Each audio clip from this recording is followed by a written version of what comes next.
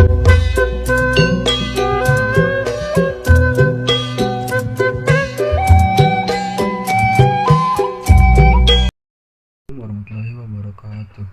Perkenalkan, nama abdi Jamaludin Haki. Abdi kelas 10 perkantoran, asalna tina SMK Binantara. Dia abdi kan ngaoskeun suara senja di lembur. Di handap tangkal cau ngagugulung, aya manah nu sepi teu kaliwang. Cahaya bulan ngacumang di leuwih, ngulingan janji anu geus kaliwi. Angin wengi nganterkeun rintih kanggo maneh anu jauh di jauh. Muga silih inget silih asih, sanaos ayeuna ngan ukur ngimpi.